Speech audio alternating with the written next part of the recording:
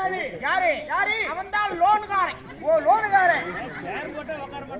இல்ல இல்ல சேர் போட்டா இடுப்பு வலிக்குதாமா கால் வலிக்குதாமா. சரி சரி பாயினா நல்லா செவுத்துல சாஞ்சி நல்லா கால் நீட்டி சாவகாசமா வரலாம் பாரு. ஆமா பேக் ஒன்னு மாறி வந்து நம்ம தலைக்கு வைக்கிறதுக்கு.